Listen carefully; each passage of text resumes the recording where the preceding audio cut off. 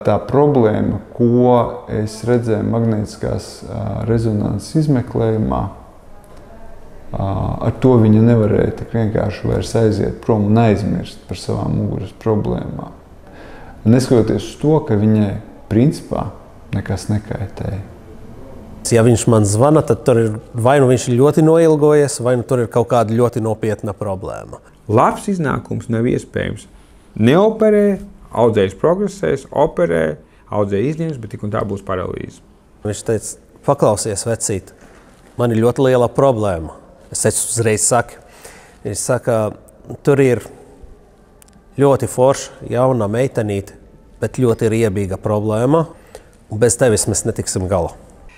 Kad es ieraudzīju magnēta rezonanses izmeklējumu šai pacientei, man kā neirologa skatījums būtu tāds, ka šādus te muguras smadzeņu audzējus labāk ir neoperēt, jo sarežģījumi, pati operācija ir sarežģīta, un riski uz problēmām, kas ir saistītās ar pašas operācijas, bija ļoti augsts. Vai nu mēs to atstājam dabas ziņā, un tas audzējs aug, un viņš neizbēgami viņai rada ļoti lielas problēmas, respektīvi apakšējo paralīzi.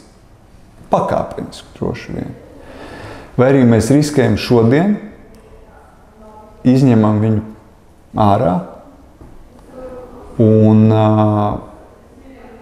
tas audzējs tālāk neattīstās.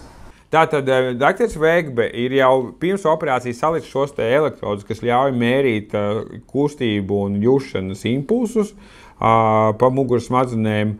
Viņš sēž pie monitora un to reālā laikā redz. Dr. Mikijāns, kas ir pie mikroskopa, viņš informē dr. Vegbe par to, ka viņi plāno veikt tādas darbības, plus dr. Vegbe, protams, arī ir informējis par to, ka anesteziologi, jo ir speciāls prasības anestēzijai, kuras drīkst lietot šādu operāciju laikā, jo, ja lietot standarta anestēziju, viņi nomāks jebkuru šos te signālu. Tas arī vēl ir jāņem vērā. Un tajā brīdī, kad dr. Vegbe redz, kad ir kaut kādas sliktas izmaiņas, viņš aptur operāciju, saka, nedrīkst tālāk turpināt, tāpēc, ka man samazinās šie te rādītāji reālajā laikā. Dr. Mednieks, tāpēc, ka viņš ne tikai kā labs neirologs, bet kā labs neirofiziologs, jo viņš ir iedziļinājies metodi, viņš ir iemācīts tajā metodi, viņš zina pēc būtības, tad viņš arī jau pārliecinājās, ka visi lasījumi ir korekti. Viņš pateica tad šādā gadījumā, jo Jānis, tad, kad viņš skatās, tad viņš zina, cik ir jābūt latencija, tad kavējums starp vienu impulsu un reakciju. Un viņš saka, jā, kavējums it kā atbilst, mēs zinām, ka tas ir pareizi, vilnas forma ir pareiza, tad tas lasījums ir korekts. Un katra stimulācija ir precīzi tāda pati atbildi, tad tas norāda uz to, ka viss ir kārtība. Un, teiksim, ja ir nedaudz kavējums un bišķīt mazāka amplitūda, tad viņš apstiprina to pašu, ko es domāju, ka mums sākās izmaiņas, nevēlamās izmaiņas, un tad tas ir īstais laiks pauzēt.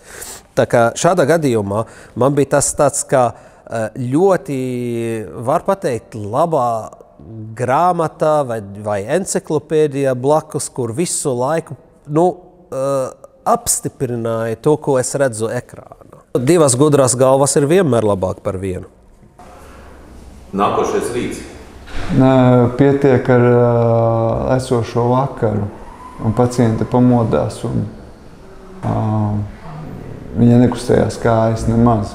Raimonds teica, ka, kad viņa pamodās, paklau, viņa it kā nejūt tās kājas. Es teicu, zini ko? Mums ir 50% vienā pusi, 60% otrā pusi. Es domāju, tas ir pārējoši. Ar lielāku varbūtību neuztraucamies. Un pienāca nākamais rīts, un dežurants ziņo, pacienti kustina kājas. Viss notiek. Bija izteiktāka problēma ar vienu kāju, bet pāris nedēļu laikā pacienti staigāja jau bez palīga līdzekļiem.